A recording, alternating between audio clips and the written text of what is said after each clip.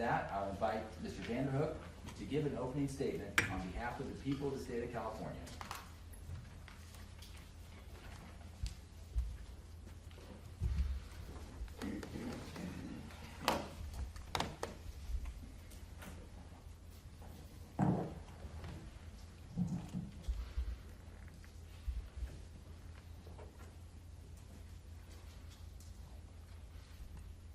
Good morning, everyone.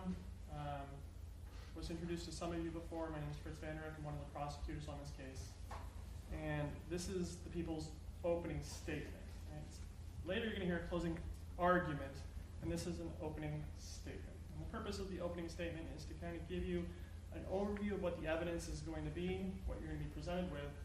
So that way when you're hearing the evidence during trial, you understand where things fit into the big picture of things.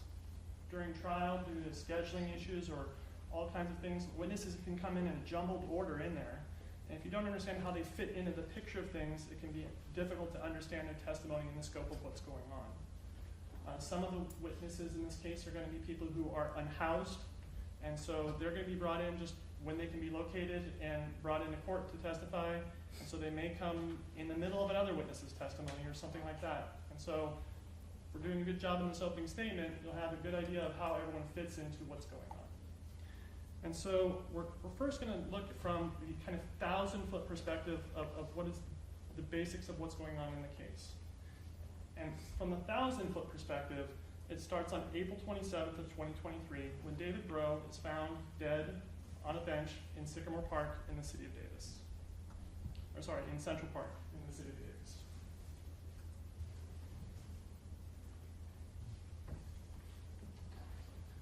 So David Breaux is sitting upright on a bench in a grassy area.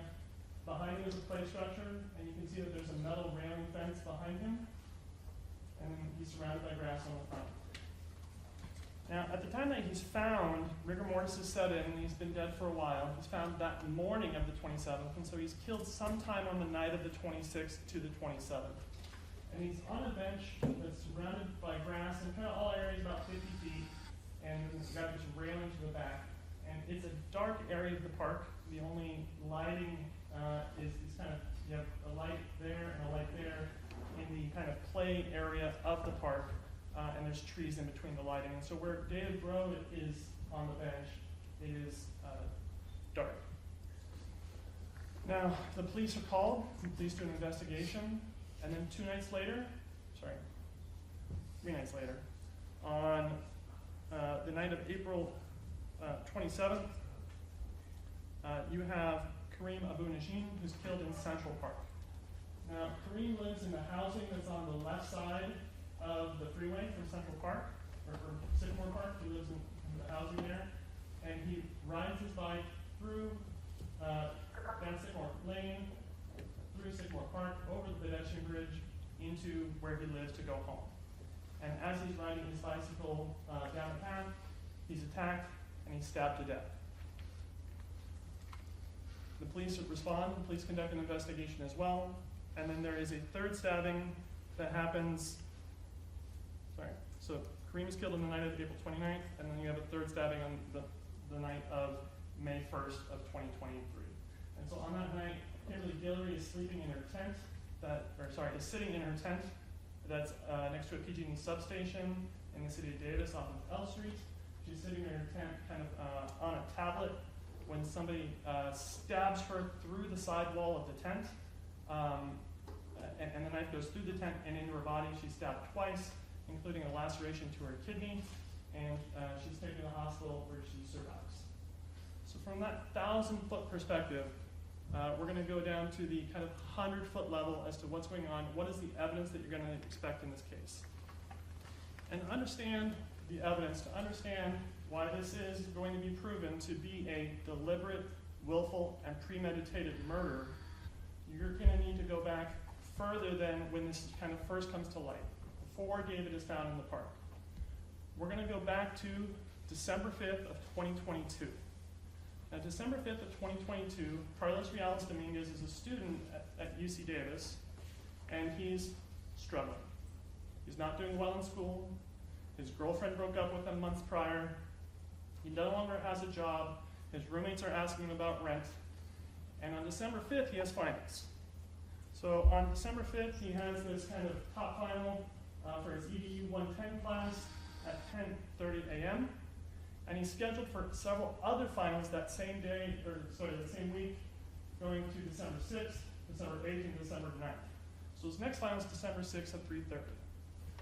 Now, we know that during this time frame, he's not spending all this time studying because Carlos Dominguez goes onto Amazon and conducts a couple searches. He searches on Amazon on his account for combat knife, hunting knife, and combat knife. And he makes a selection of a double-edged dagger that he purchases from Amazon. And it's listed on Amazon as Smith & Wesson SWHRT 9B 9-inch high-carbon SS fixed blade knife with 7.2-inch dual-edge blade and TPE handle for outdoor, tactical, survival, and everyday carry. Now these two images that you see here are of the knife as displayed by Amazon, and you're going to hear testimony from Christopher Kamada with the DA's office high-tech unit that these are images that he recovered from the defendant's phone from December 5th. So these are images that he's seeing while he's shopping, and these are not just stock images of the phone of the knife. These are the ones that he's looking at when he's making the purchase. Now the actual knife is going to be brought into court, and you're going to see it. Now for demonstrative purposes during court, we're going to be using a different knife at times. It's going to be 37, and it's the exact same make model knife. This one's got blue tape on the handle. And it comes in a sheath, and it has a double-edged blade. Now this particular knife, the one with the blue edge, again, is not the actual knife, and it's been dulled with the grinder so that people in court can handle it and lawyers don't end up cutting themselves. And so it's going to be able to be displayed and moved around in court without creating a risk to people. And this is the knife that he purchased all the way back on December 5th. From December 5th, we move into the spring semester. In the spring semester, Mr. Dominguez is not doing well in school. The university is in the process of expelling him from the university. He's filed appeals with the university to appeal his expulsion, and he's still technically a member of UC Davis, still a student there, but he's on the track to be expelled. Then on April 19th of 2023, he sends a text message to that girl that broke up with him. And he sends a text message, "Hey, what are you doing? You free tonight? You down to hang?" And she answers, "Out of respect for my girlfriend, I don't know if it's a good idea for us to hang." And he answers, "All right." So her response is on the 20th, and then he answers, "All right," on the 20th. So the 20th, when he gets this, again, rejection from this girl, when he's on the verge of being dropped out, we have 5 days later to April 25th, and we can see what he's doing that day. He's scheduled for classes. He has, this is a Tuesday. He has Tuesday and Thursday classes at UC Davis, and we have the start times for the classes, and this is going to be an exhibit that you get. You'll get his scheduled classes for that. You're also going to get expert testimony from Christopher Kamada about his forensic analysis of the defendant's cellular phone. And he's going to talk about how the cellular phone saves data for 7 days about a person's location and movements, and he's going to talk about how that works. And you're going to see exhibits that Mr. Kamada prepared showing maps of the area with little pins on them following the location. And Mr. Kamada is going to talk about how phones figure out where they are, how they save that information, how long they save the information for, and how reliable different sources of location information is. And Mr. Kamada is going to talk about how for the exhibits prepared by Mr. Kamada, he's only using what is known as native location data, meaning that the phone is determining what its location is and then recording that. He's also going to talk about the precision estimates of this location data. So the phone records, when it records location, also how accurate is that information. And Mr. Kamada's exhibits are going to be limited to location points where it has an accuracy of 65 meters or less. Okay? And so sometimes the phone has very large precision estimates of over 2 kilometers, and those are going to be points that are left out because they could be in a very wide area, and he's limiting points to points of 65. And so it'd be kind of like the reporter's table is over there, and if we had a point on the reporter's table and we said Mr. Vanderhook is within 5 meters of the reporter's table, that would be correct, even though the point is on the reporter's table and I'm actually over here. It can kind of give a precision, and so when you see these points, these are not necessarily the exact spot that he was, but it's within 65 meters or less. So on the 25th, we see Mr. Dominguez at his home at 7062 Hawthorne, and he moves down to the UC Davis campus in the area where his classes are. And we have him then moving back again from the UC Davis campus up to his house, all consistent with his activities as a UC Davis student going to courses. Now, on the night of the 25th, what we have here is a power log from the defendant's phone. So Mr. Kamada is going to talk about this as well, how the phone records when it's powered on and when it's powered off, and then it stores that data, and that when you manually power off the phone, it stores it for a certain amount of time, and when the phone dies of a battery, battery loss, that it's recorded different, and it's recorded for a lesser amount of time. But on the night of the 25th, the phone dies of battery loss at 11:49 p.m., and these stars here at the bottom of the chart are indicating that it's battery shutdown depletion. And so on the 25th, the phone goes out, and there's no location data for April 26th. And it's on April 27th, the morning of April 27th, that David Breaux is found on the bench. Now, the phone was powered back on the same morning that David Breaux was found. You can see in the green column for power up that it was powered on at 4:57 a.m. the same morning David Breaux was found. So it was powered on just a little bit before he was found. So David Breaux is on this bench, and this is a sheet that the police will talk about and putting over him for his privacy and dignity while he's on the bench. And we're going to talk about some of the physical evidence that is going on at this scene. Because at the scene, you have David Breaux on the bench, you have a blanket on the ground, and this black night sheet that's on the ground. And on the bench, we have some things that are going to provide some context as to what's going on. You have a backpack here, kind of on the edge, as if to be used as a pillow. You have a scarf that's up on the backpack, a kind of flannel shirt that's underneath Mr. Breaux, kind of strewn out across the laying portion of the bench there. And when we're talking about Mr. Breaux, he has his back up against the bench, and the vast majority of his stab wounds are in his back. And so there's going to be evidence presented, and it's going to come through a forensic pathologist, that these back injuries are not possible in this position because there's a metal bench in the way, and that would stop those stab wounds.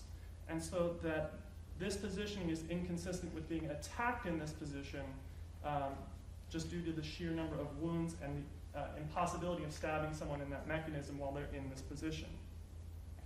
We're going to have some additional clues of what's going on with Mr. Breaux's attack based on the dirt pattern on his clothing. We can see on the sweater here that it's covered in dirt at the top. And we can see here that he's got an undershirt that also has dirt. Here we can see Mr. Breaux's arm, and we can see that it's not in his sweater sleeve. Okay, so Mr. Breaux is wearing 3 layers. He's wearing a kind of hooded sweatshirt, black underneath. He's got a light-colored long-sleeve shirt underneath. And then the bottom layer is this kind of gray shirt here. So his arms, both of them, are inside his sweater, inside his top layer shirt, but over that kind of bottom layer undershirt. So this is all going to be evidence that is pointing towards that he's sleeping on the bench, that his arms are kind of tucked in within his clothing while he's laying there. Now, as I indicated, Dr. Zhu is going to talk about how the stab injuries on Mr. Breaux are inconsistent with this and more consistent with him actually being laying on his left side on that kind of backpack pillow with the scarf, sleeping on the bench, rather than being in this position. Additionally, we have this information from the dirt on his clothing. If we look further, we can see that on his right knee, there's a dirt pattern, kind of as if someone is getting up. And then there's dirt on his left leg here. And the dirt on his left leg goes all the way down, as if the left side of his body was completely in the dirt at some point. As far as his clothing here, you can see that he has the dirt on his stomach, and then on his chest, there is no dirt. It's kind of clean where the sweater comes up there. We can see here his arms coming out from under there. And if we advance further, we can see that his top sweater does have clothing. So it's as if he fell off the bench, he's on his stomach getting this dirt on his chest, and the only part of his undershirt is the part where his arms are trying to come out, and that part of his shirt gets dirty as well as the upper layer. Dr. Zhu is going to testify about the injuries that David Breaux sustained. He sustained a total of 31 sharp force injuries, 16 in his torso, 10 in the right arm, and 5 in the right arm. He's going to talk about his expertise as a forensic pathologist and kind of the positioning of the body before, during, and after the assault. And it's going to show that this is not just a quick event, that this is 31 different stabs that are going on to Mr. David Breaux while he's sleeping on the bench, while he's down on the dirt next to the bench, and while he's getting back up to try and defend himself with his arms, and he's getting these injuries on his arm on the bench trying to defend himself before he ultimately expires in that seated position on the bench. Now, as far as crime scenes go, there is very little evidence at this crime scene. In fact, there's one piece of evidence, this knife sheath here. Okay? Other than this knife sheath, there's no fingerprints, there's no DNA, there's no witnesses, there's no surveillance video. This is a very clean crime scene, other than this black knife sheath that would have been on the ground in the park in the dark during the course of the stabbing. And it was left behind by Mr. Dominguez. But for being one piece of evidence, and we're going to get the actual knife sheath in, but again, it's a knife sheath that looks just like this. It's kind of got a belt clip on it, and the knife can go inside to protect people from that double-edged blade. It's going to do a lot of talking. So first, the knife is going to tell us that Carlos Dominguez is the person that committed the stabbing. It tells us that not only because we know that he purchased this exact knife and knife sheath from Amazon back on December 5th, but a forensic analysis of the knife sheath finds his DNA on the sheath itself. Second, it's going to show a bit of what happened during the course of the stabbing. It's going to tell us that Mr. Dominguez brought the knife to the scene. Because we know he bought the knife back on December 5th, it would have been brought to the scene. There won't be evidence that Mr. Breaux had a knife or that there was some kind of struggle over Mr. Breaux's knife, but this is a knife that was affirmatively brought by Mr. Dominguez to the scene where the stabbing took place. It's also going to show that from this point forward, when he's walking around with the knife, it's an unsheathed knife. Right? So he no longer has the protective sheath to carry it around, and when he makes the decision to carry around this knife in the future, he's carrying around a double-edged, sharp weapon that's capable of killing humans, and he's doing so not like you carry your phone, wallet, keys. He's doing it because it's going to take extra consideration to carry something that's kind of sharp like this. And it's also going to show that it's that knife that did the killing and not some other knife. And it's not as if Mr. Dominguez has multiple knives and different knives are used during the killing. We know because we have the sheath for the knife at the scene, we know what knife was used for the killing. And that's going to be important because it's going to be informative to us of some of the things that are going on after David Breaux is killed. One of the things that happens after David Breaux is a removal of DNA belonging to Mr. Breaux on the knife. When the knife is ultimately recovered, a criminalist from the Department of Justice conducts an analysis, and they don't just check one area of the knife, they swab 11 different areas of this knife looking for different DNA. And they find Karim's DNA on there, and they find Kimberly's DNA on there, but David's DNA cannot be identified on this knife. It's the only DNA that is missing from the knife. And so we're going to be able to see that at some point after David is killed, but before Karim is killed, we have something to be removing all that DNA so that it's not discovered later. The other thing that we know about what's going on with Mr. Dominguez after he kills David is what we know from his phone and when it shows us what's going on the next night. So this is one night after he's killed David, 2 nights still before he's going to kill Karim. And that's that he went to Sycamore Park. 2 nights before he killed Karim in Sycamore Park, he went there and he walked around it. So let's talk about what's going on. We talked about the power log and how after David is killed, the phone is powered on at 4:57. The phone stays on for about 12 hours and dies of battery failure at 4:13. The phone is powered back on again at 11:26, and it's powered off, but not a battery failure, 55 minutes later. And so this is the 55-minute period that Mr. Kumada is going to be talking about with these points showing that during this time between 11:30 and 20 minutes after midnight, the defendant started in his residence on Hawthorne and then went up to Sycamore Park. And we have all these points that are, again, within 65 meters. This is this precision that goes along with this. And so that is going to be evidence that comes out about whether or not these points are accurate. And these points are all around Sycamore Park at the play structure and also largely clustered around kind of Sycamore itself and this edge here kind of by Willett. Sorry, Willett is the school that's at the bottom right corner here of the image. Now, this power off event, though, at 21 minutes after midnight, is taking place at Sycamore Park. It's not that he went back home and then decided, hey, time to turn my phone off for the night.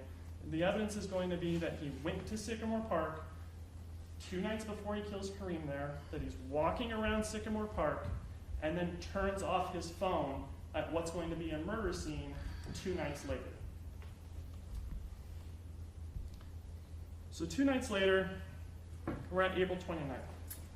And so across from Sycamore Park is Dr. Matthew Massey, and he lives in a house that's right across from Sycamore, and he has some security cameras that have just kind of a very edge view of Sycamore Park. And they're not going to capture anything because the actual killing takes place in the interior of the park, and this shows just kind of the edge of the park. But we're going to hear testimony from Dr. Massey about being at his home, and he's hearing screaming. He's hearing someone yelling for help inside the park.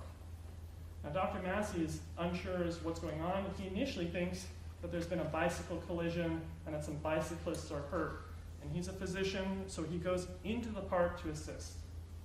And in the park, he finds Karim, and he finds Carlos Dominguez.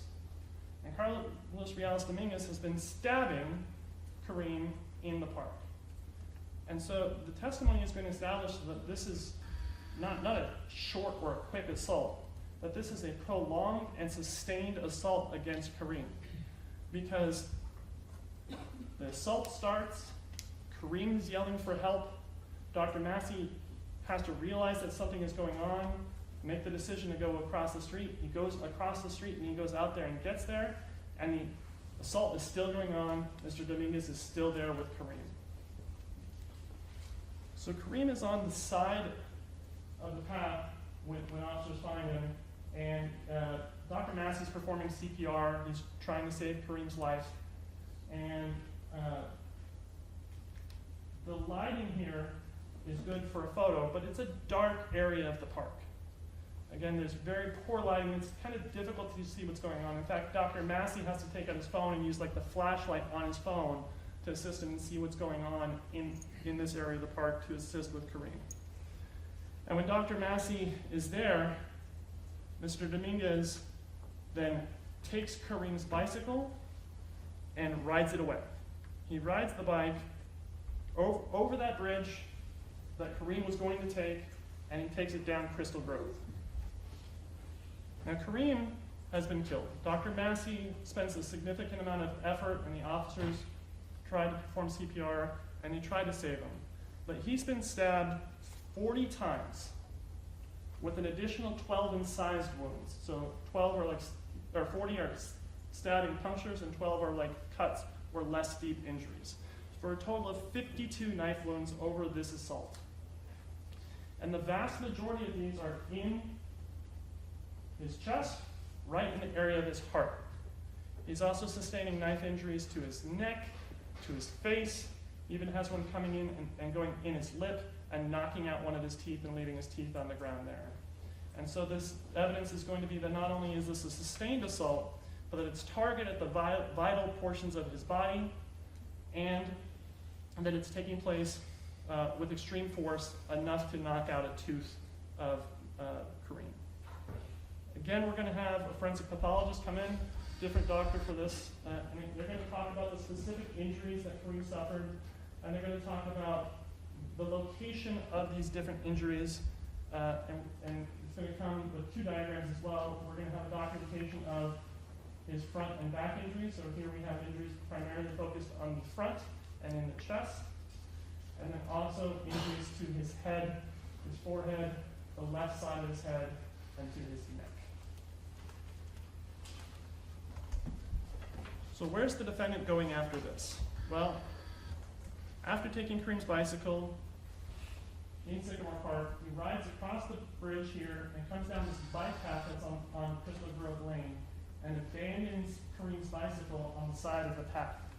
And that's ultimately found by officers on the side of the path with no person around it.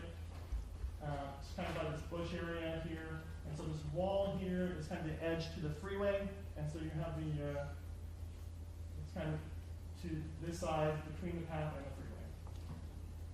On the ground, kind of in this rear area of the bike, is a water bottle. And this water bottle is important because it's going to be one of the few pieces of evidence at the crime scene linking Mr. Dominguez to the stabbing. Now, I told you earlier that Mr. Dominguez's knife has got Karim's DNA on it, and so that's going to be evidence that's found later. But as far as what's going on April 29th, this is it, because this is Carlos Dominguez's fingerprint in blood on this water bottle that's left here where the bike is left behind. And that's showing that Carlos Dominguez is the person who killed Karim. But what does he do after this? He's fled the scene, he's abandoned the bike, he's left this piece of evidence, because there's no evidence back at the crime scene of the actual stabbing. The bike and the water bottle is where he's kind of abandoning his property on the run. We have him powering on his phone here. Again, the morning after Karim is killed, at 11:43, he's powering a phone back up. So what else do we know about kind of what he's doing during this time frame? Well, we know that he's home at different points. We have that location data. And so when officers ultimately search his home, they find different things of suspected blood, meaning that it's red and it's kind of smeary and it looks like blood. But all that's tested actually turns out to not be blood. The officers looked for blood, they tried to find blood in the house, but there was no blood.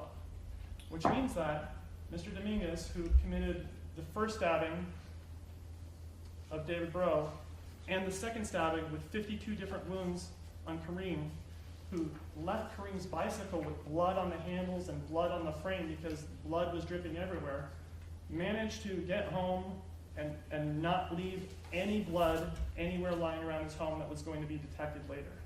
In fact, nobody's blood is found at Mr. Dominguez's home or linked to any item in his home. The only places where victim's blood is found is on the knife and on his clothing that he was wearing when he killed Kimberly, or when he attacked Kimberly, and when he killed Karim.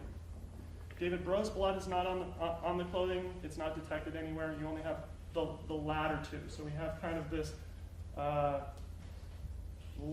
more evidence for the offenses as the offenses are going on. We have Sunday, April 30th. Mr. Dominguez is at his home on Hawthorne. We just have a bunch of points, no movement showing anywhere on that day. It's a Sunday, so there's no school that day. The next day, though, May 1st, we have more points, and they're going to again correspond to the defendant's schedule, because we have him, he has Monday, Wednesday classes, and so when we look at his phone and the movement that his phone is doing, it's again to the UC Davis campus. He's just going to class and carrying his phone like he normally does during his time where he's going to his class, and then he's going back from class again. And this is again going to come through Mr. Kumita. So from this point, we can't track what he's doing from his phone anymore, because his phone is there the rest of the day.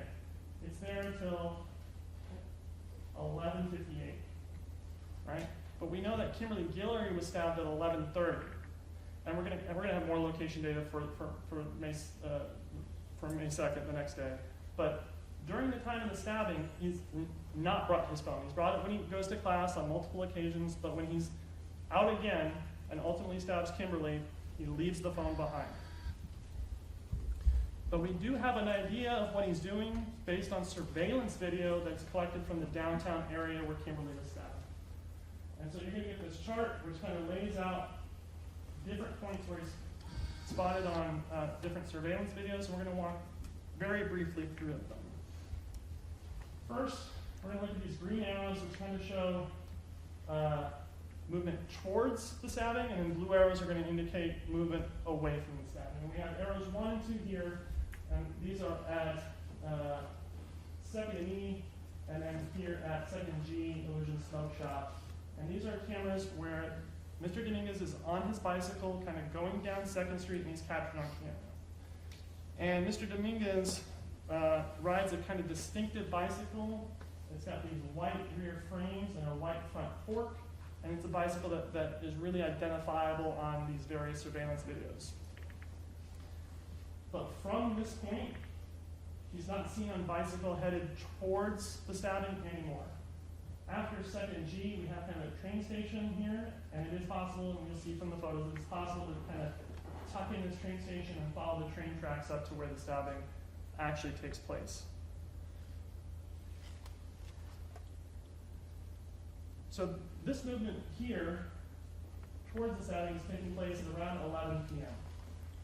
From there, we have movement again at 11:06 at 320 K Street. Now, if we look here, 320 K Street is a building that is just off the scene here. It's at the top, and it has a camera that kind of looks south. And it's a dark night, and it's a really long view for a surveillance camera. So this surveillance camera is not like the other two where it's clear enough that you can identify someone. It's showing silhouettes, right? You can't tell man, woman, anything about the individual other than that it's someone and that they're walking. And you see somebody walking down 3rd towards the encampment, and that takes place at 11:06. And then you see someone walking back from the encampment the other direction, and that takes place at 11:08. So this is going to be important. You're going to hear from one of the unhoused persons living in that encampment by the name of Alberto Orozco, and he's going to talk about how he saw an individual at the encampment 20 minutes before the stabbing. And he's going to talk about how that person was wearing a black sweatshirt and Adidas pants with white stripes on them, which is exactly the clothing that the defendant was wearing during this time. And that the person that Mr. Orozco saw wearing that distinctive clothing did that walk where they're coming up L, away from the encampment, and then down 3rd, away from the encampment. 4 minutes later, the defendant is identifiable by his pants on this surveillance. It's at the SPCA Goodwill over at 3rd and I, here at this corner. And so there's kind of a few blocks. It's about a 4-minute walk.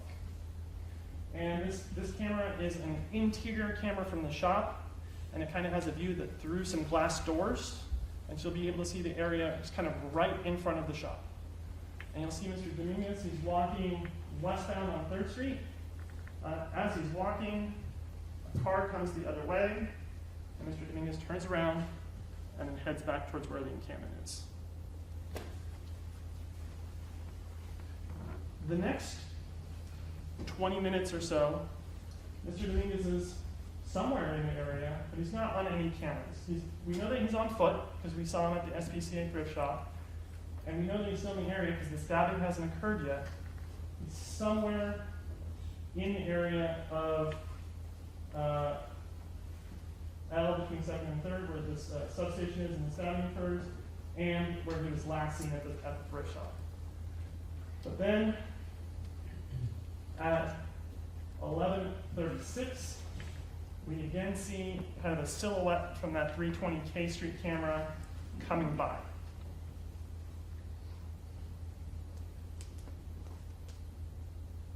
Then Kimberly is stabbed. Now Kimberly is, at the time of this, living in a tent. So you have the substation in the back here, and her tent is just off the sidewalk here. There's about a foot or so of dirt in between her tent and the sidewalk.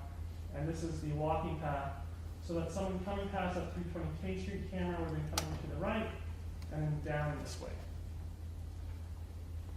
So the person would have walked from the bottom of this picture up toward the top. And Kimberly is in this portion of the tent, and she's sitting with her back up against the side of the tent, and she's on a tablet.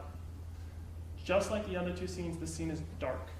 You're going to see some body camera videos from the officers, and you'll see them with their flashlights and how dark it is when they're not shining their lights. But Kimberly has a light. The light is coming from the tablet that she's looking at, and it's right in front of her as her back is up against the tent, and it's casting her shadow on the back wall of the tent here. And so the person walking here, Mr. Dominguez, can see exactly where Kimberly is in that tent because she's lit up on the side of the tent. Now he comes in,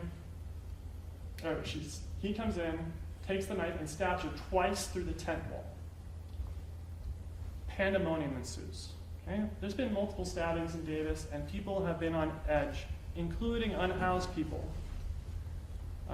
One of the unhoused people goes in to try and defend her, Mr. Chessman, and he actually ends up going to the wrong tent, thinking that he's defending her, and punching another unhoused person because he thinks he's trying to fend off this attacker. But again, we have Mr. Orozco, who sees what's going on and sees the defendant running from the scene, and he sees him running back the way he came down L Street towards 3rd Street.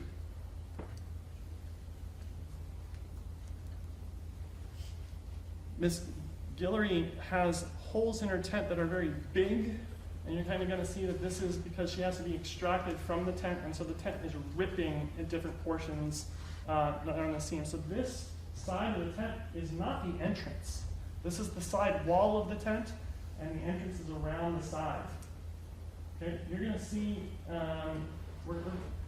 that we have the exact same make model tent in a non-ripped up form, a demonstrative, that we can set up, and you'll see that this kind of gray top here is a rain fly that goes over the bottom portion here. Because on this night, not only was it dark, it was raining at the time that she was attacked.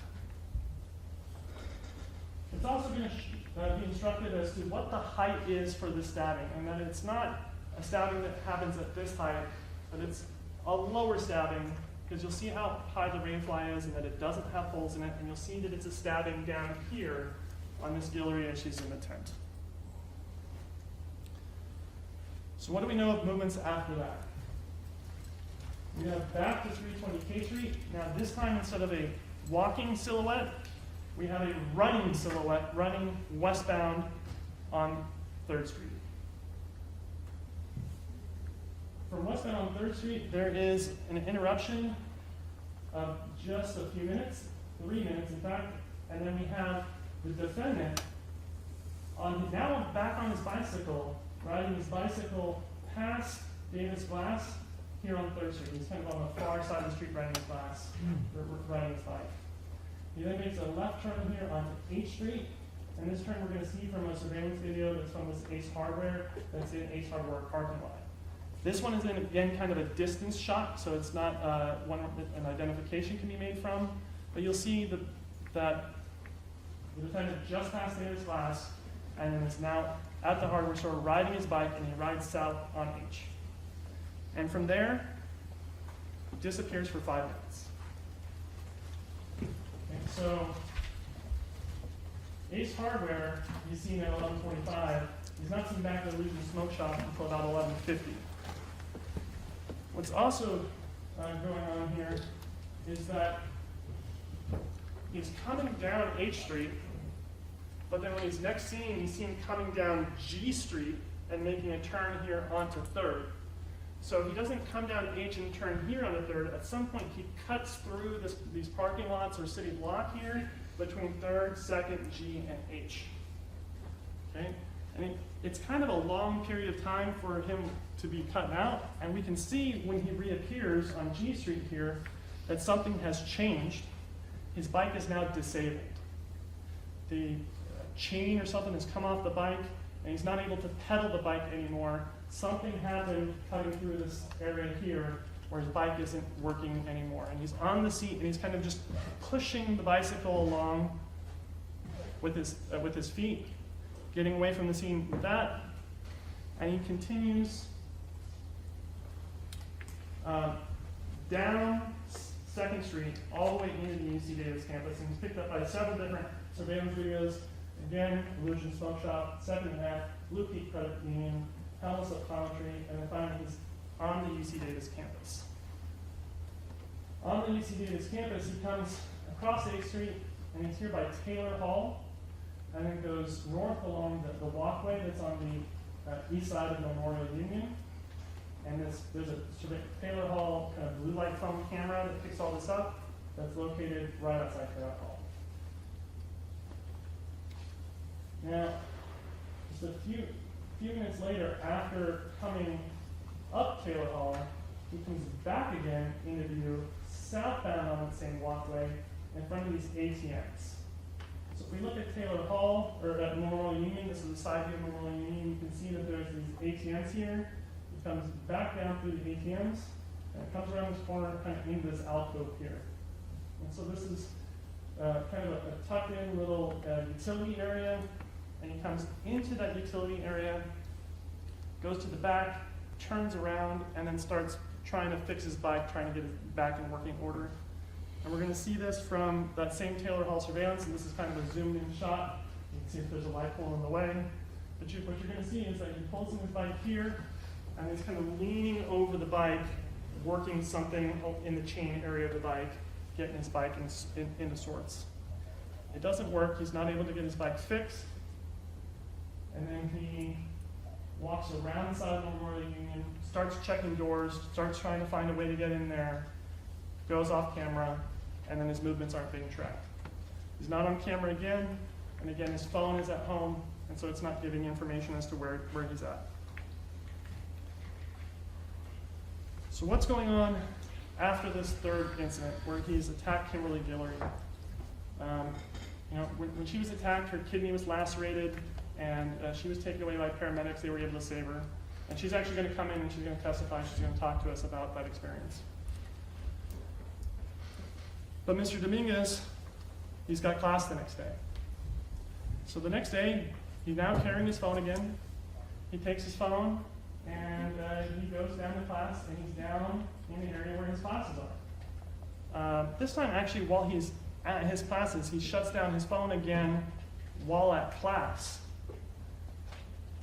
And then his movement information is not followed from that point. Okay. So Kimberly was stabbed 11:30 on May 1st. At this point, you'll hear information about kind of what was going on in the city of Davis after 3 different stabbings, including 2 fatal. And this is going to be that everyone was borderline panic, that people were concerned for their safety. They were scared to go out at night. People were scared to go in parks. People were scared that anyone could be stabbed because so far 3 strangers had been stabbed with no apparent reason. Officers were able to get descriptions based on Dr. Massey and from the surveillance video downtown. We're able to put out kind of descriptions of this person with long curly hair who is suspected to have committed these stabbings. And the city of Davis responds. People are being called in left and right as possible suspects. Anytime someone sees anyone anywhere near that description, the officer's getting called, and they're going call to call, doing nothing but responding to people's reports of having spotted the individual that is responsible, and officers are having to contact each of these individuals and check out, is this the person? Is this the person? Is this the person? So on May 3rd, one of those calls comes in from Justin Schaefer. Justin Schaefer is at Sycamore Park, and he sees the defendant in the kind of play structure area.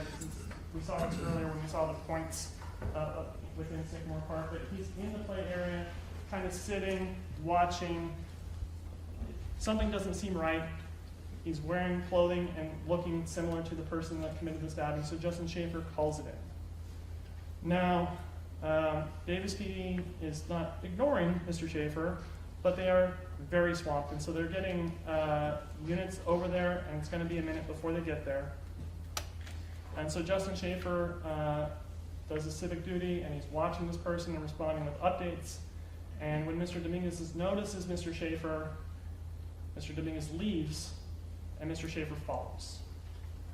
So they go up to the Safeway that's here. If you go up Safeway and you go into this kind of shopping area that's right here by the freeway by Covell, there's a Safeway shopping center, and the defendant goes inside. And so we have surveillance video from within the Safeway. We can see his movements of what he's doing inside the Safeway.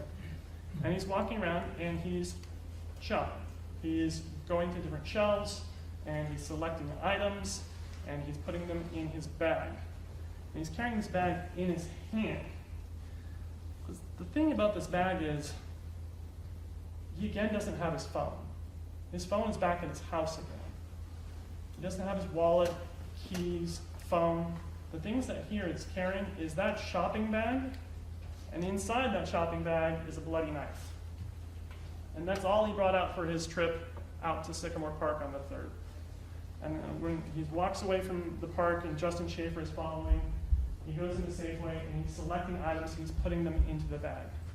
And you'll see he's walking fine, he's able to steer around people, he has no issues selecting items, and you'll be able to see his movements and how he selects items in the store.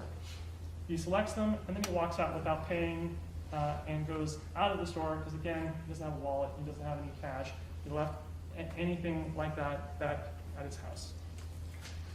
So after he leaves Safeway, he comes back down and he comes to this area here where you have like Pine, Villanova, Colby here, and he's walking back towards his house on Hawthorne, which is down towards the bottom of the map. And the officers show up. It's Officers Gonzalez and Story. And first they call out to him and say, hey, can we talk to you? But they're behind him, and he keeps walking down the street. And one of the officers gets in front of him with a car, gets out, says, hey, can we talk to you? And the defendant stops and talks with him.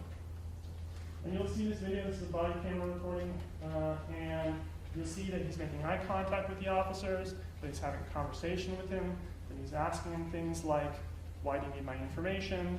And he's acting like people tend to act during police contacts.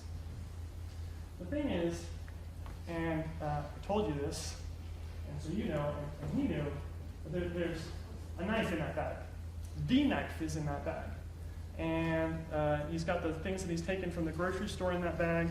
And so you're going to see his mannerisms with this bag.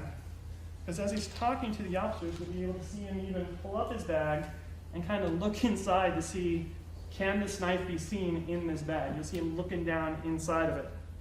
And the officers are talking to him. They explain to them why they're stopping him, that there's been a series of homicides and that people are calling in, those who match the descriptions, and they're asking about what's going on.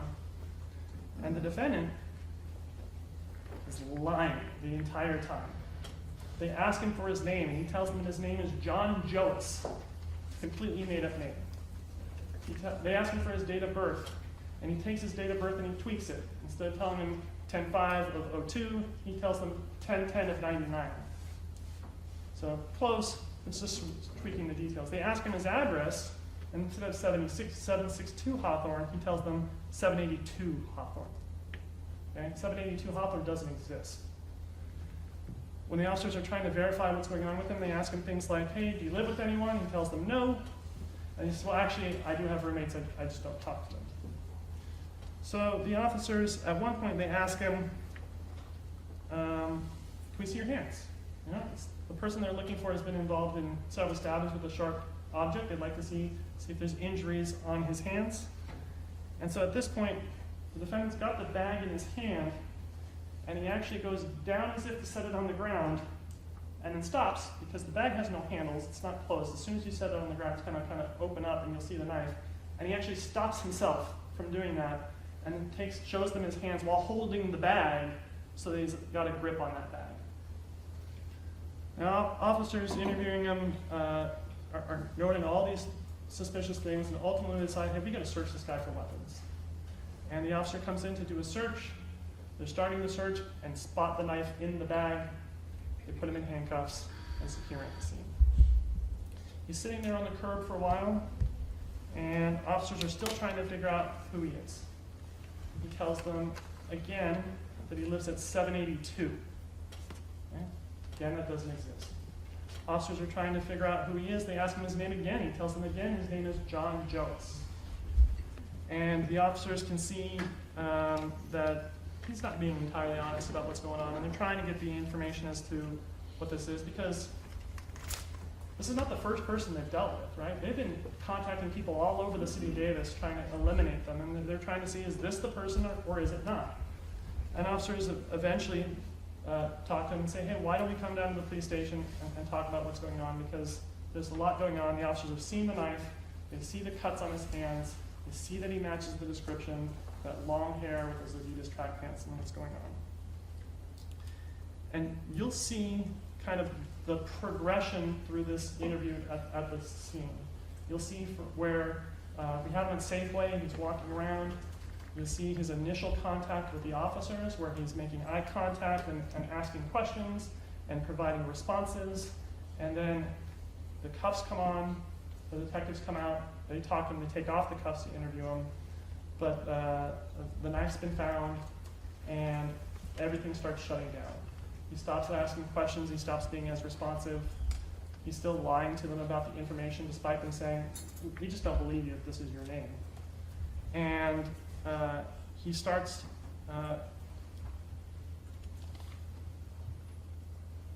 shutting down his emotions and blocking out and starts staring off and not talking to the officers. And we have this kind of closing off of the defendant. So hopefully this has given you kind of the broad picture of what's going on. And so when you see a witness coming in, and they're coming in the middle of something that we're talking about, Central Park, and suddenly they're talking about being on L Street between 3rd and 2nd when Kimberly was stabbed, it's going to fit in, and you're going to be able to switch gears and say, hey, we're talking about this stabbing, we're talking about that stabbing, we're talking about what's going on. But at the end of the day, as I said at the beginning, the evidence is going to be that the defendant not only stabbed David Breaux, not only did he still stab Karim, not only did he stab Kimberly, but for each of those that he did so willfully, deliberately, and with premeditation, and I'll ask you to find him guilty. Thank you. Okay, thank you, Mr. Vanderhook. Okay, let's go back on the record in case 23-1391, and we are ready now. Live stream? Okay, thank you. We're ready now for the defense opening statement. So let me invite Mr. Hutchinson. Go ahead, sir. Thank you. Good morning. Over the course of this trial, the circumstances that led to the tragic events of April and May 2023 will be very much in dispute. What is not in dispute is that Carlos Dominguez did the physical acts that caused the deaths of David Breaux, Karim Abou Najm, and injured Kimberly Guillory. The question to be answered in this trial is not one of who did it. Rather, the question that will be presented to you is what was Carlos Dominguez's specific intent and mental state when he did those physical acts? What was happening in his mind? And the evidence will show that it was a mind that had been devastated by a severe and debilitating mental disease. Mr. Dominguez has schizophrenia. Every psychologist and psychiatrist who has thoroughly examined him has reached that same conclusion, and none have found any evidence of malingering, which is a term used to describe exaggerating or faking mental health symptoms. As he sits before you today, he has been treated with antipsychotic medication for the past 21 months in a secure and controlled hospital or jail environment. But as the experts will tell you, medication is a treatment for the symptoms of schizophrenia. It is not a cure. And Mr. Dominguez continues to have a very serious mental illness to this day. Schizophrenia is a brain disorder that affects how a person thinks, feels, behaves, and perceives reality. It causes hallucinations, hearing, seeing, feeling things that aren't there, that have no basis in reality. These hallucinations can be fantastical and terrifying, and maybe things that a healthy person would never believe. But to someone with schizophrenia, they are a reality. Schizophrenia also causes delusions, which is a fixed false belief in something that has no basis in reality, as well as grossly disorganized speech, thoughts, and behavior.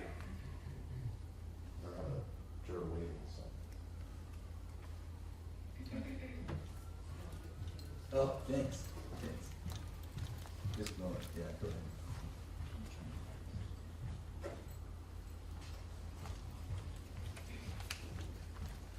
Hallucinations, delusions, grossly disorganized speech, thoughts, and behavior. The experts will tell you these are called the positive symptoms of schizophrenia.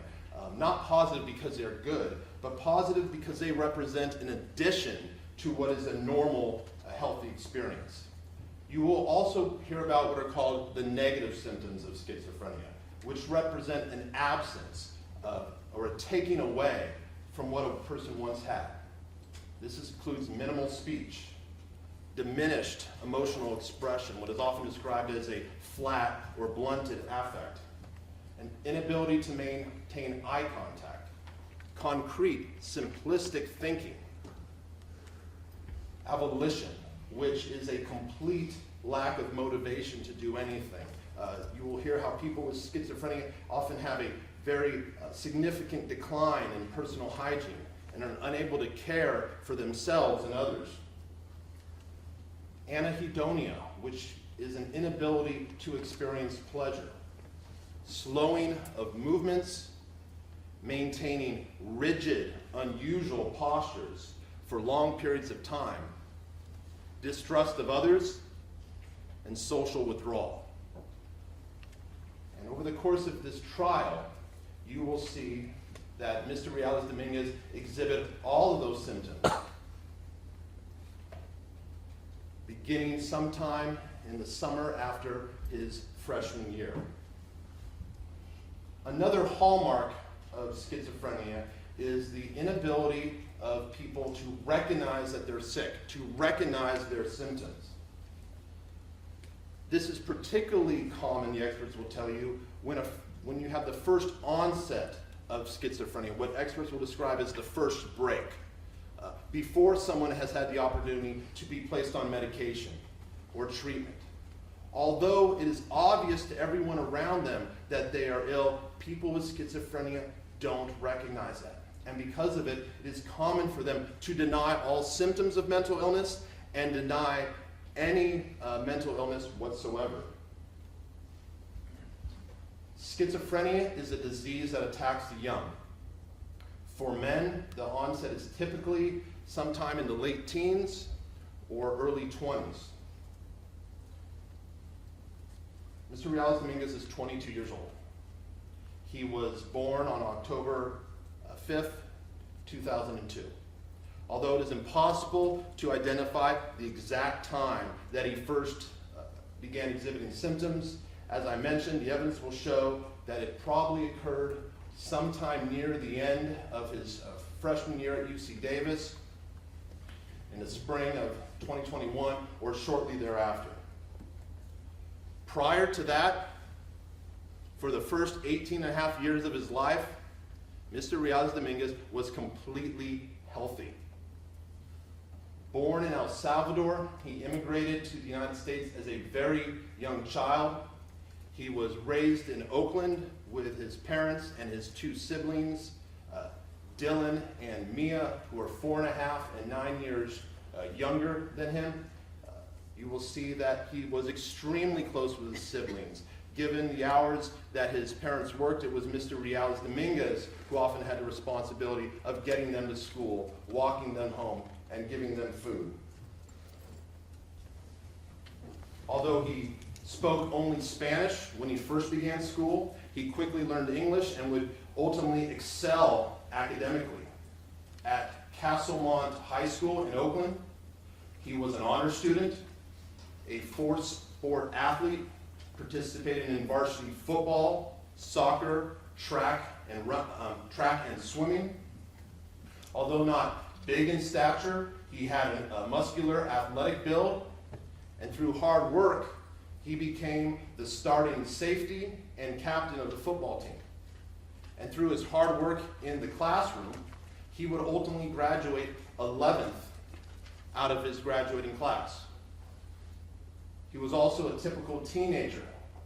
He started a YouTube channel which consisted of him doing silly activities or pranks with his friends and siblings, and also playing video games with running commentary. He was friendly, he was outgoing, and he was healthy. And through his hard work, he earned admission to UC Davis, which he began in the fall of 2020. Now, this was a time of COVID and online learning, and it was difficult to begin college in these circumstances, and Mr. Carlos Dominguez was more shy than he had been in high school. Growing up, he had been referred to as Carlos Reales, which is the paternal name of his father. And Davis, they started referring to him as Carlos Dominguez because that is the last name on the Zoom screen. During this trial, he will be referred to as both, but I will refer to him as Mr. Carlos Dominguez because that is the name his parents gave him. Despite the challenges of COVID, Mr. Carlos Dominguez, during his freshman year, developed multiple friendships across different social circles. The first person he met who became a good friend was a man by the name of Nathan Riegos de Dios. They met over a Zoom class. Mr. Riego de Dios is a former football player himself, and he invited Mr. Carlos Dominguez to throw the football around. And over the course of their freshman year, they would become very close friends. Through Nathan, Mr. Carlos Dominguez met a young woman by the name of Kaylee Gallardo, who by the middle of his freshman year would become his girlfriend, and is probably the person at UC Davis who knew him better than anyone else. Also during his freshman year, he became friends with a group of older UC Davis students from a different social circle, Sydney Sleslicki, Mark Capito, Philip Hahn, and Christian Ortega. And they ultimately invited Mr. Carlos Dominguez to join their fraternity.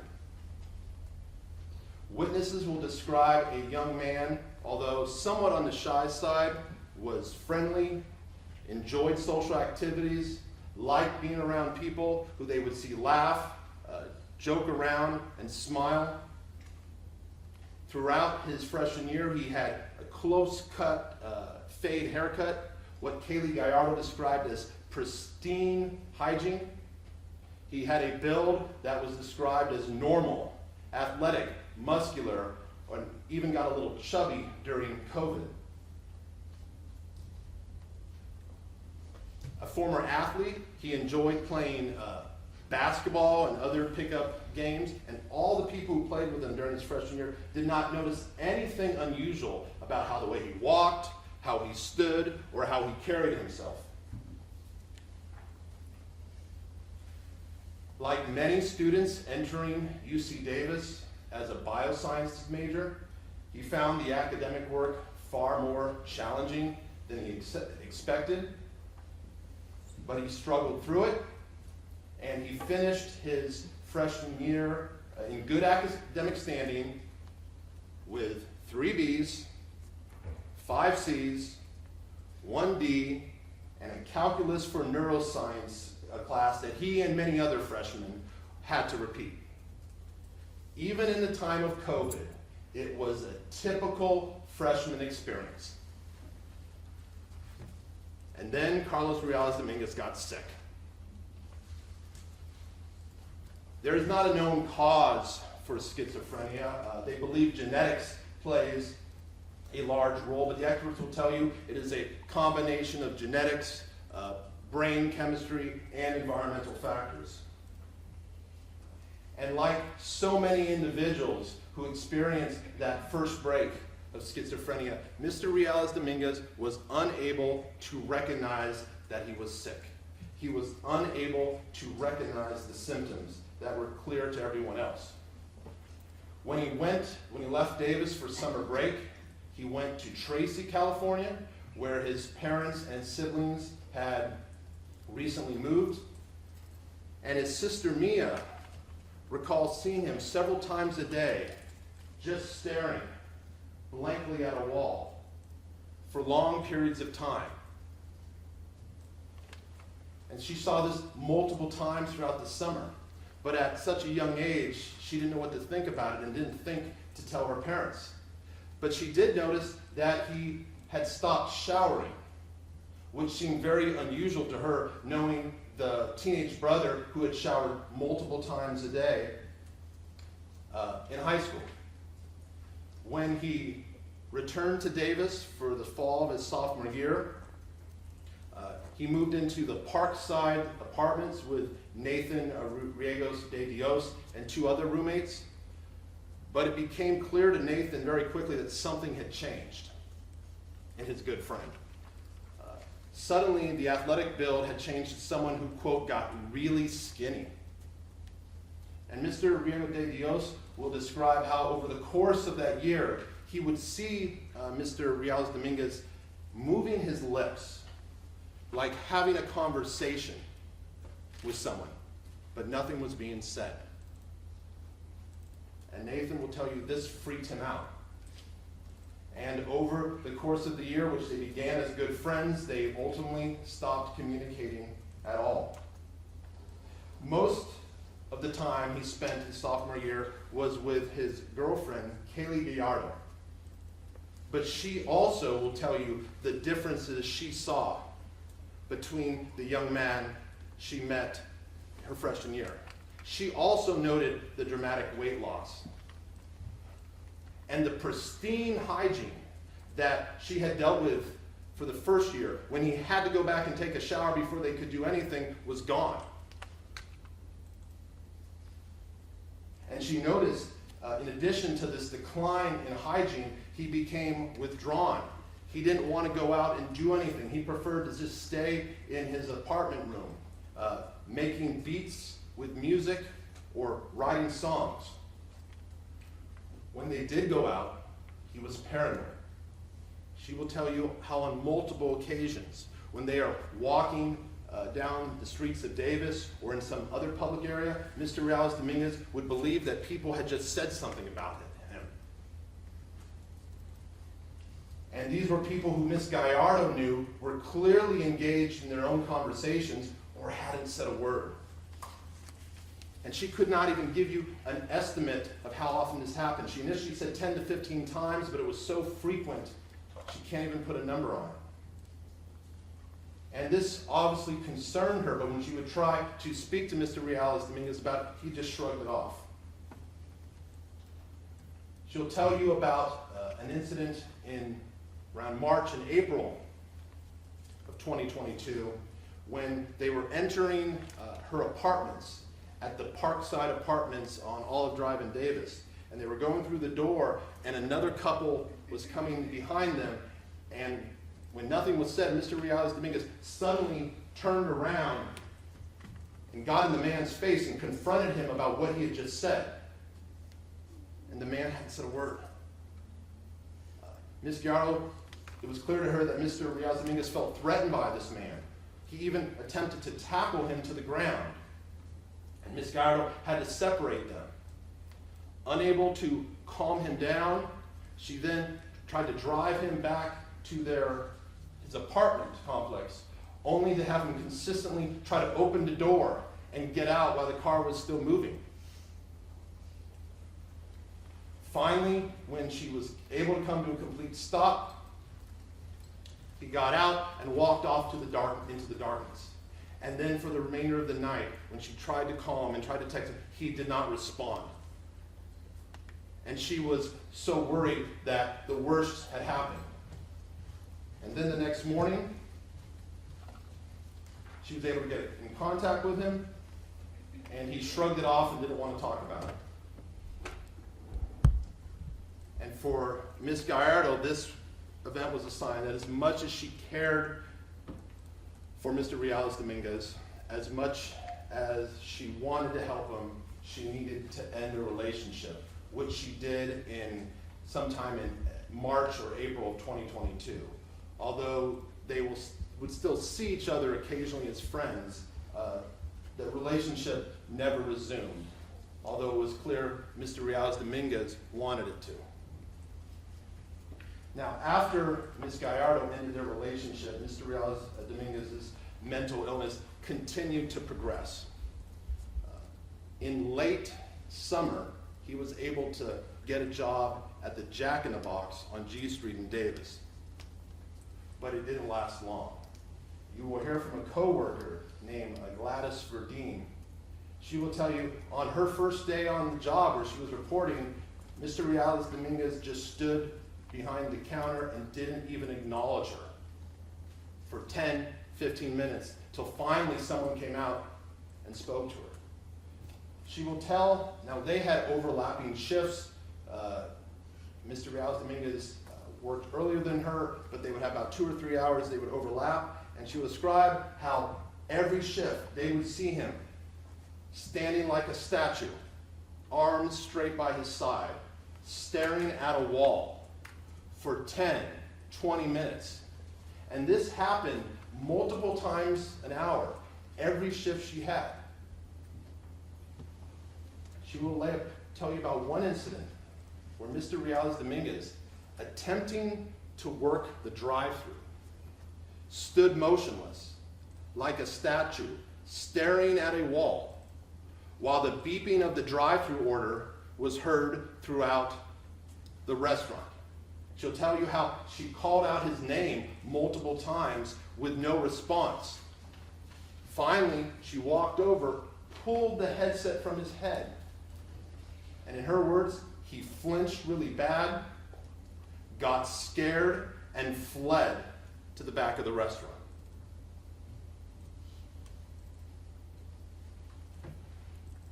Ms. Verdeen will tell you how sometimes he just stopped, he didn't show up for his shifts, and ultimately he stopped showing up altogether. Now in the fall of 2022, Mr. Dominguez moved into a house located at 762 Hawthorne Lane in Davis, where he was housemates with Mark Capito, Philip Hahn, and Christian Ortega. He actually took over well, he wasn't on the lease, he took over the room that had been previously occupied by Sidney Slazicki, who had moved back home in Sacramento County due to family issues, but would still visit the house frequently. And when he moved in, it was immediately clear to all the housemates that this was very different than the young man they had met freshman year. Extremely thin, with long hair that hung in his eyes. He wasn't showering regularly, if he showered at all. He walked with a stiff gait, arms straight at his side, which some of them would describe like almost a zombie. He isolated himself in his room, and when he would leave the room, he wouldn't even acknowledge him. Maybe 10% of the time. During housemate meetings, they would describe how he would stare off into a space or stare off into a wall, and they would have to say his name multiple times to get his attention. All three roommates saw or heard things that caused them to believe that Mr. Dominguez was hearing voices. Mark Capito actually remembered an incident early in his friendship with Mr. Dominguez, where Mr. Dominguez asked Mr. Capito if he had ever heard voices, which Mr. Capito recognized in retrospect was likely a request for help, although Mr. Capito didn't realize that at that time. Now, sometime after moving into the Hawthorne Lane residence, Mr. Dominguez began to engage in a very unusual routines when he would leave his home at night, or leave his home most often at night, and he would walk or ride a bike to a small number of seemingly random locations where he would sit and stare or engage in other seemingly bizarre behavior. Now, one of these locations was Sycamore Park. Before moving into the Hawthorne Lane residence, he had been to Sycamore Park on a few occasions. He had played basketball at the elementary next door with Nathan, but it didn't have any meaningful connection. But within a few months, he was going there regularly, where he would sit on or near the play structure and stare at the ground or stare off into the distance. On one of his walks, he found a knife blade without a handle, and he started engaging in a routine where he would take the blade and just try to throw it into the ground, trying to get it to stick, or throw it into a specific tree, trying to get it to stick. And he would do this over and over. And when he realized that the dullness of the blade was making this routine difficult, he did go on Amazon and he ordered a knife, which you've already heard was ordered on December 5th, 2022. Another seemingly random location that Mr. Dominguez would regularly go to, although less so than Sycamore Park, was an area along the railroad tracks at the intersection of 2nd, or what the gravel portion of 2nd and K Streets. This was the location of a downed and abandoned wooden power pole, which I will refer to as Mr. Dominguez's sitting log.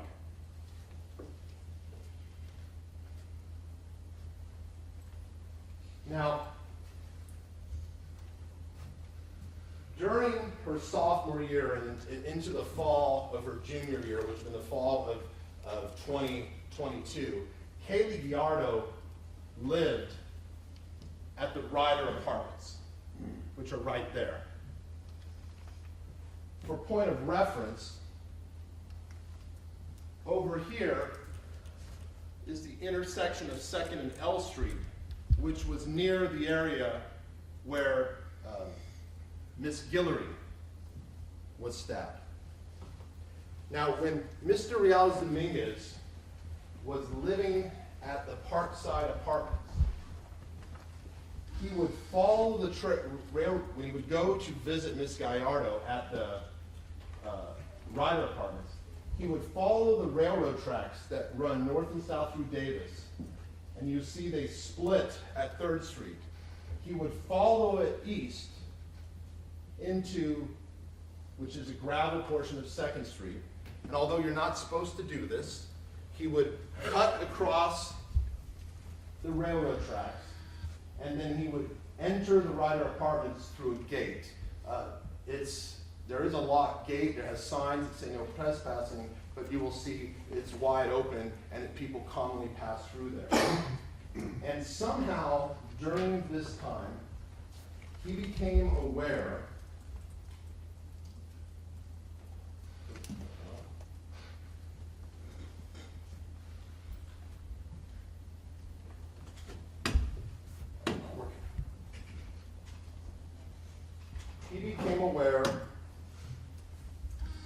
of the down power pole that I would call the sitting log. It's not there anymore. It was finally removed, but fortunately, Davis police officers named Alex Torres, who, when taking photographs at the scene where Miss Gillard was stabbed, he took hundreds of photos, not knowing what is relevant. And he got 4 photos where you can see the log. It's not clear. There is a gravel pile there. You see an overturned chair, but behind it you can see the pole. And even after Kaylee Gallardo moved out of the Ryder Apartments, Mr. Dominguez would find himself either walking or riding this location, sitting on that log and staring off across the railroad tracks for the Ryder Apartments. This photo doesn't have the log in anymore, but you can still see the gravel and you can see the Ryder Apartments directly across. And he would come here at night, sometimes in the day, and he would sit and stare. Sometimes he would get up and walk around before coming back.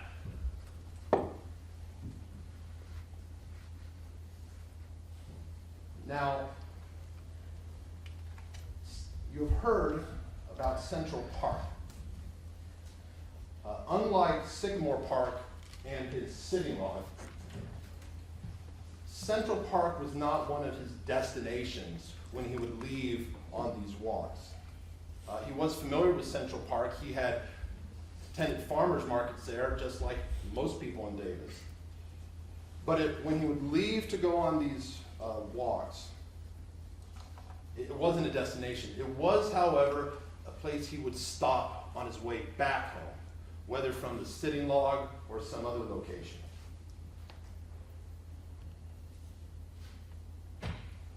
Now, when Mr. Dominguez obviously ordered that knife on December 5th, it was right during the time of finals and then Christmas break. We don't know when it arrived, but we know he went home to Tracy over winter's break. And his parents were so shocked and concerned at the physical decline they saw in their son that they urged him to stay home and not go back to UC Davis. They could see something was terribly wrong, but they did not have the knowledge to recognize what it was, and as immigrants themselves, they did not know how to access the resources to help him. And because Mr. Dominguez was an adult and did not rely on his parents for financial assistance to attend college, they did not even have the financial leverage to keep him to stay home. By the time Mr. Dominguez returned to Davis for his winter term, he had stopped communicating with his housemates altogether. He wouldn't acknowledge their presence. He had only minimal communication with his family, and then it cut off altogether. Ms. Gallardo will tell you about how on February 6th, she received text messages from both Dylan and Mia, concerned that they hadn't heard from their brother, and if she could help them get in touch with him. And for Ms. Gallardo, who knew how close Mr. Dominguez was with his siblings, this terrified her. But ultimately, she was able to give them a number, and they were able to contact him.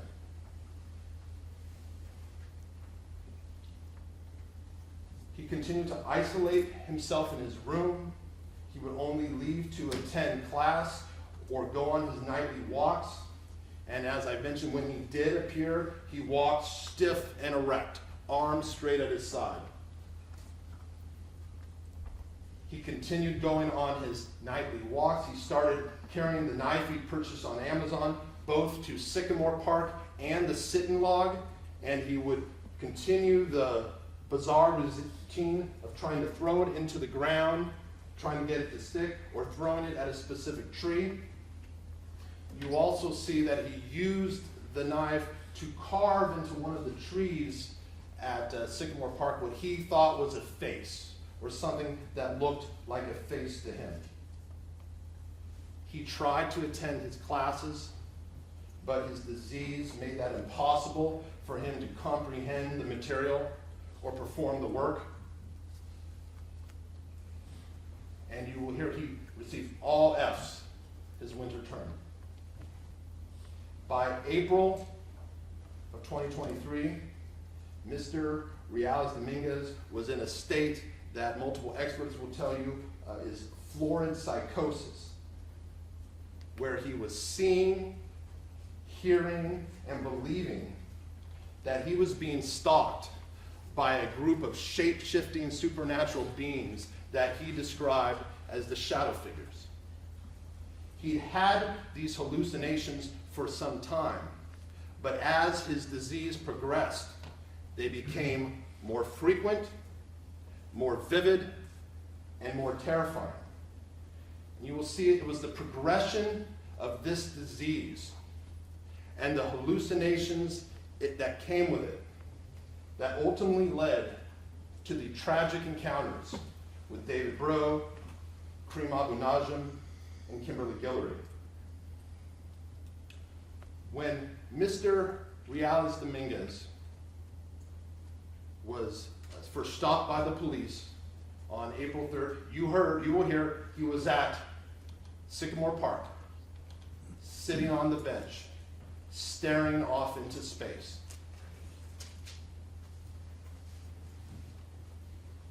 The individual who followed him and called the police will describe how he seemed to walk not in any sort of deceptive way, but as though he had no idea where he was going. It was simply random. When he was contacted by the police, he was paranoid, he was in a state of florid psychosis, and you will see he did not believe in his mind that he had stabbed or killed anyone. After he was taken to the Davis Police Department, he was placed in an interrogation room where he would remain for the next 7 hours, not moving, not eating, not drinking, not asking to use the bathroom. Detectives Steve Ramos and Matt Muscardini would spend approximately 5.5 of that hours asking Mr. Dominguez leading, forced choice questions to which they would receive contradictory responses of yeah, no, or I don't know. When they did not get the responses they wanted, they became frustrated, they became angry, and they repeatedly told Mr. Dominguez what they, quote, already know. That he stabbed people, that he killed people, and they told this to him over and over and over again. During this 7 hours in the interrogation room, Mr. Dominguez sat motionless, speaking in a halting, monotone voice. When officers moved about their chair like normal people do, Mr. Dominguez sat like a statue. Even during a break, when both officers left the room, the only movement was Mr. Dominguez standing up, putting on his hoodie, and starting to walk out the door before the officer watching the door stopped him and said, "What are you doing? Sit down." Mr. Dominguez said, "I was just going to go for a walk." Completely oblivious to the situation he was in. He didn't make eye contact, except for the times the officers ordered him to look at them, which they did over 20 times. He exhibited grossly disorganized thought processes and disorganized speech. Although he persisted in giving the name of John Joas, he gave his correct phone number, and he tried to give his email to UC Davis under the name Carlos Dominguez, but he was unable to spell it correctly. Other information he gave was close to accurate. You heard at the scene he said he lived at 782 Hawthorne, when in reality he lived at 762. He spelled his mother's name as Varla instead of Carla. He spelled his high school as Castlemont instead of Castlemont. And what experts will tell you, this is not examples of lying, it is examples of a completely disorganized mind. And for the experts who watched that interrogation, it is obvious and clear it is a person who is exhibiting multiple symptoms of schizophrenia. But it was being conducted by two detectives who had absolutely no knowledge, no training, and no experience to recognize what they were seeing. Now, you heard that Mr. Carlos Dominguez was separated from UC Davis. He had the appeal, which was mentioned, that was for academic probation. When he received his separation letter, they simply sent him an email, which he never responded to and never acknowledged that he received it, which there is no evidence he ever received it. And you'll see it is an email written in a way that even a mentally healthy person would have difficulty understanding what it meant. You saw from the prosecutor's PowerPoint that even after this first two stabbings had occurred on May 1st, he appears to be trying to go to his classes at their scheduled time. You will see he arrived at one almost right as it ended, but then appeared to go to the other one. And then the following day, May 2nd, after the stabbing of Miss Guillory, again you see him trying to go to his classes. And you will see, with respect to this power on, power off summary that the prosecutor showed you, you will see that Mr. Carlos Dominguez had an old cell phone that didn't hold a charge, and this power on, power off pattern existed for multiple months. And there was a very good reason why someone would need to bring a cell phone to a class at UC Davis, and that will be explained to you.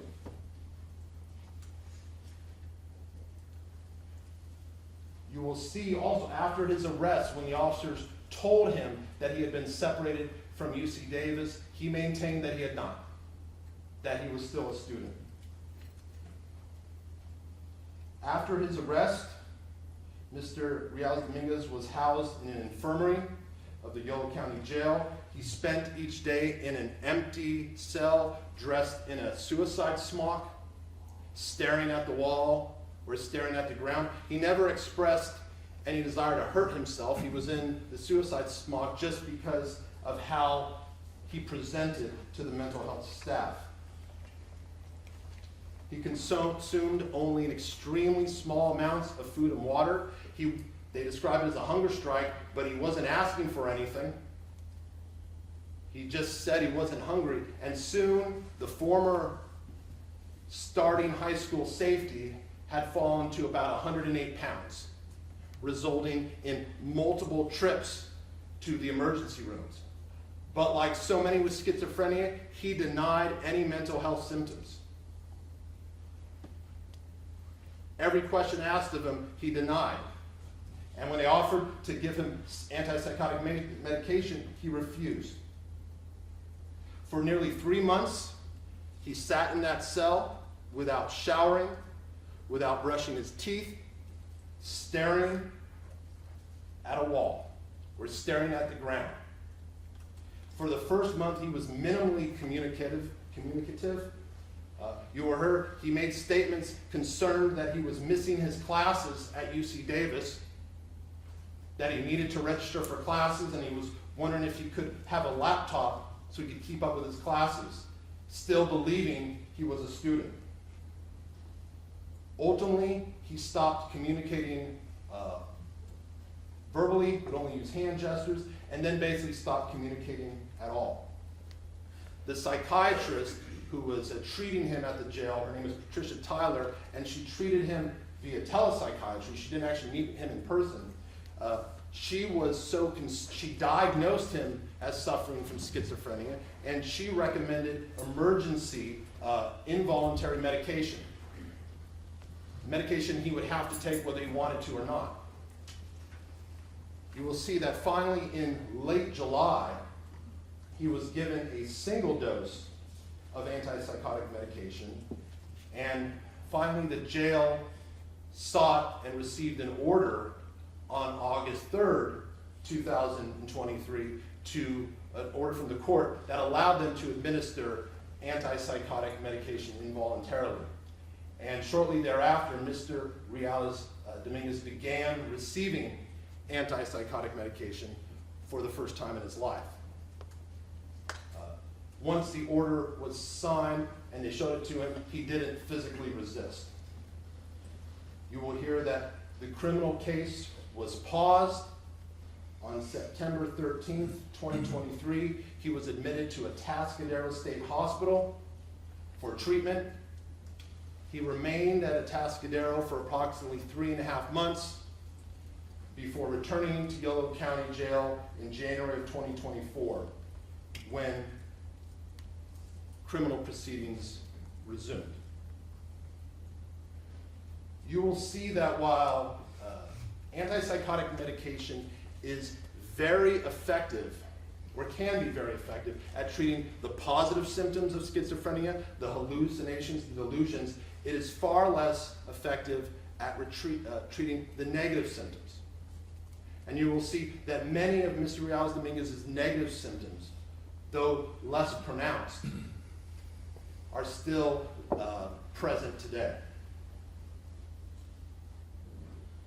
But having now received treatment, received medication, he does now recognize and fully accept that he has schizophrenia. Now, I would like to respond to a few things that was brought up by the prosecutor, because it'll likely be several weeks, if not more, before the defense is allowed to call any witnesses. And they spoke to you about what Dr. Matt Massey saw. He was the individual who found Mr. Dominguez in Central Park at the Central Park in Sycamore Park at the location of the stabbing of Karim Abou Najm. And what Dr. Massey will tell you is that when he approached and he had a flashlight on his cell phone, Mr. Dominguez seemed scared. He said, "What do you want? Leave me alone." And he spoke in a childlike voice. And that Dr. Massey's initial reaction when Mr. Dominguez got on the bike and rode off was that he had scared him. And then he saw Mr. Abou Najm on the ground. What you will see is that although Mr. Dominguez did ride across the highway and drop that bike, he immediately returned back and crossed over that bridge. A young woman named Hannah Cheney, who was riding her bicycle by when she saw Dr. Massey on the phone before police even arrived, saw someone who you will see was Carlos Dominguez crossing back over. In the state he was at that time, he was just trying to go home. And that is the only way he knew. Another thing the prosecutor said is that there was no blood found at the Hawthorne residence. You will see that statement is absolutely not true. To the contrary, the evidence found at the Hawthorne residence will show that Carlos Dominguez made no effort to clean or wash anything. Another thing I want to mention is that you will hear testimony from Kimberly Guillory and other members of the unhoused community in Davis, and they are some of them are very close to each other, and they speak amongst each other. And you will see they are operating under a belief that approximately 9 o'clock on May 1st, when Kimberly Guillory was stabbed, that Mr. Dominguez was across from the tents, hiding behind trees, scoping them out. This is what they told the law enforcement. This is what many of them still believe.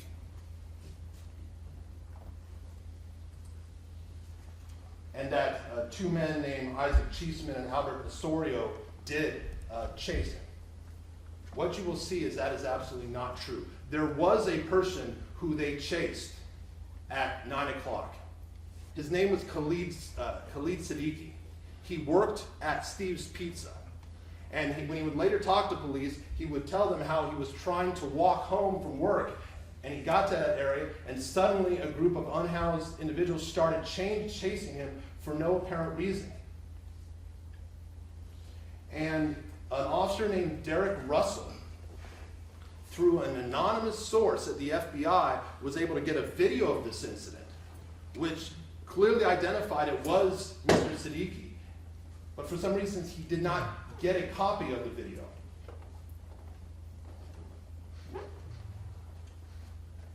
And Davis police ultimately determined that Mr. Siddiqui had no involvement whatsoever, and who those individuals saw was Mr. Siddiqui, not Mr. Dominguez.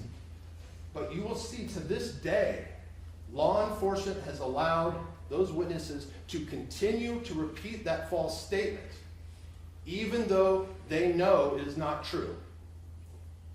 You heard just last week, Ms. Guillory was meeting with law enforcement about her testimony. She repeated that statement, and they let her continue to believe it.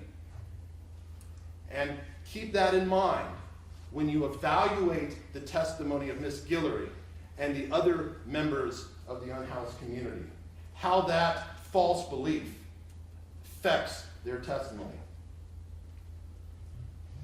Now, an opening statement is not an opportunity to discuss the law, and it will be many weeks before the judge instructs you on the specific intents and mental states that the prosecution must prove for the charges in this case and the various enhancements.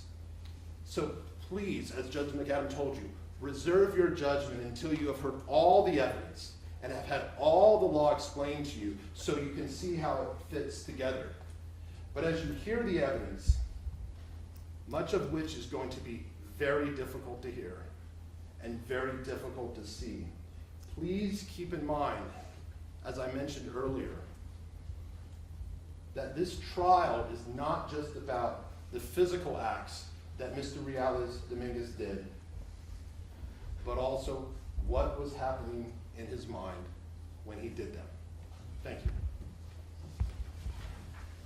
Okay, thank you, Mr. Hutchinson. That concludes the defense opening statement, and that concludes the opening statement phase of this trial.